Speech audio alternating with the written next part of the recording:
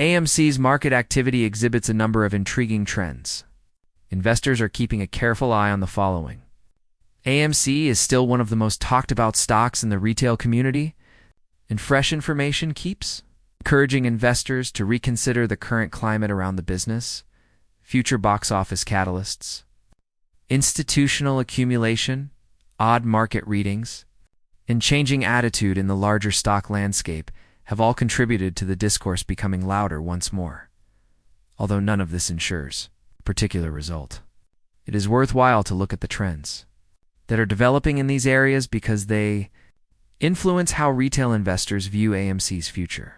Of course, the film schedule for the year's last quarter has been the subject of some of the most important conversations lately. A number of eagerly awaited releases, particularly elaborate performances that are projected to attract sizable crowds, are positioned to increase theater visitation in general.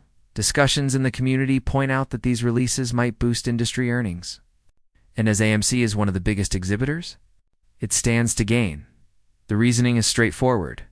Strong box office results frequently translate into improved public perception of movie theater franchises. It is impossible to forecast whether this will immediately result in significant changes in stock prices, but many investors closely monitor box office patterns as a way to assess the health of the sector. Retail investors have been examining institutional filings at the same time, which reveals significant stakes being taken in AMC by big companies. The purchase of tens of millions of AMC shares by several institutions is one instance that is commonly brought up in community discussions, because some of these companies have historically been linked to both long and short exposure across numerous stocks. This sparked a lot of discussion. The community wants to know why companies who are exposed to both sides of an AMC deal would choose to buy more shares. This adds a level of complexity, but does not necessarily support any certain story. Institutional buying is interpreted by some investors as an indication of strategic positioning or confidence. Others think that organizations might be protecting themselves, regardless of how they are interpreted. The figures themselves show that institutional activity surrounding AMC is still high and continues to feed rumors regarding long-term goals. In parallel, news reports that negatively depict AMC are frequently examined by retail communities. Some of these publications, according to critics, do not accurately depict the upward trends in the company's stated profits. Online conversations, for instance, usually highlight how AMC's income trajectory has improved from quarter to quarter. Helped by a more robust box office, investors wonder why. Despite recent results calls showing a clear improvement in certain categories, other stories suggest that sentiment and sales are declining. Once more, this does not mean that articles are purposefully slanted. Nonetheless, it clarifies why media narratives are closely examined by retail investors. The significant percentage of AMC volume trading off exchange is one topic of constant discussion.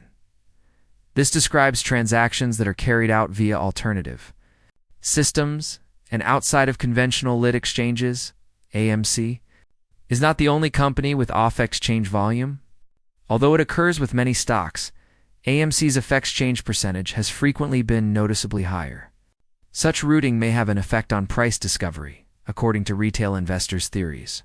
The important aspect is that, despite the fact that this is still a contentious issue, heavy off-exchange activity has been incorporated into the community's continuing study, which adds another level of discussion. A market cap issue regarding GME recently surfaced online and quickly expanded throughout retail forums. Even while this was most likely a system malfunction, it sparked conversations about how technological abnormalities might occasionally show up in market dashboards, instead of viewing such errors as definitive evidence. Retail communities view them as intriguing data points, even though these incidents are probably innocuous. They frequently spark new discussions regarding data veracity, openness, and visibility in share distribution. AMC has also experienced similar issues in the past, so if they recur, they become hot topics of conversation.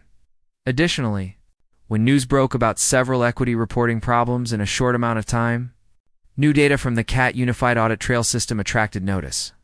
Community analysts speculate that high-volume stocks like AMC may be associated with such inaccuracies.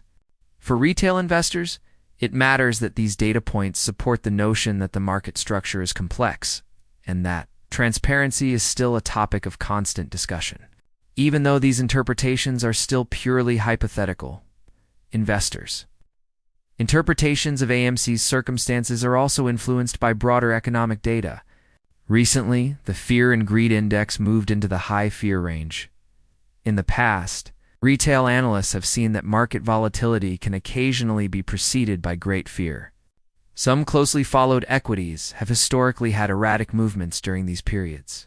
Retail investors discuss if AMC may react similarly if market anxiety increases. Furthermore, this is an observation based on historical trends that investors keep a careful eye on rather than a forecast. Discussions in the community on GME also draw attention to the difficulties short sellers could encounter in sustained downward pressure on erratic stocks. Many retail investors feel that until general market circumstances worsen, maintaining GME below 20 levels will take a lot of work, because of how closely the two stocks have historically traded in unison at times of increased volatility. This notion is frequently linked to AMC, according to a retail forum. Both AMC and GME may experience odd price movement. There is increased stress among companies with significant short exposure. Once more, this is still purely speculative and based on observation rather than promises of results. Additionally, dark pool prints continue to be a focal point of community study.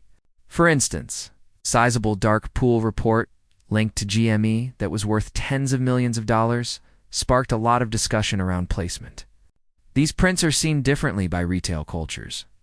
While some see these as typical liquidity activities, others think they represent big institutional trades, getting ready for volatility, because these dark pool prints rarely affect the immediate price action. They're more enigmatic to retail traders, which is why they generate so much discussion. Putting a ratio on some of the most watched tickers is another topic of ongoing discussion. Discussions on possible gamma squeezes might occasionally be sparked by a high call-to ratio retail. Analysts keep a close eye on these ratios because significant upward movement could occur if calls run in the money and market makers need to hedge, although there is no assurance that a gamma squeeze will take place. The prospect is enough to spark conversations in the community. The notion gains traction whenever the ratios significantly broaden. Furthermore, discussions about Genius Group are now a part of the larger discourse on market transparency. Retail investors explore whether price discovery may be impacted by news showing significant volumes occurring off-exchange. Retail communities closely monitor Genius Group's behavior since they have been outspoken about their concerns about off-exchange routing. Some think that if Genius Group's data collection activities yield valuable insights, this could affect how regulators assess market structure problems in other equities, including AMC. In the meanwhile, sentiment is also influenced by global markets. Because of the sharp decline in the value of the Japanese yen, there has been discussion about potential government's involvement in Japan. The yen carry trade is a topic of frequent discussion among retail investors, who also make predictions about how big financial organizations would be affected by such currency fluctuations. Some retail specialists think that, if intervention takes place, it would put burden on organizations that mostly rely on currency-based tactics. These hypotheses frequently result in conversations concerning companies like AMC that are purportedly involved in both long and short exposure on U.S. stocks. Recent sharp drops in semiconductor equities, particularly those of well-known companies like NVIDIA, have drawn attention even if these links are unproven. Since NVIDIA has grown to be one of the most significant players in the market, changes in its value frequently have an impact on the S&P 500. Retail investors speculate that institutions using tech stocks as collateral may need to reposition themselves. In other areas, if NVIDIA faces severe downward pressure, This concept adds to discussions regarding liquidity stress and its potential effects on high short interest stocks. Conversations concerning hedge funds looking for fresh funding also add to the story. Retail communities interpret reports that claim wealthy investors have trillions ready to invest in hedge funds. Differently, some see it as evidence of a resurgence of interest in hedge fund tactics. Others interpret it as a sign that hedge funds might be looking for liquidity in order to control their leveraged holdings. Although these interpretations differ greatly, they all emphasize that liquidity is always a major topic when talking about AMC. In the end, the AMC discussion keeps changing because the company is situated at the nexus of institutional action, retail zeal, fundamental recovery, and broader market instability.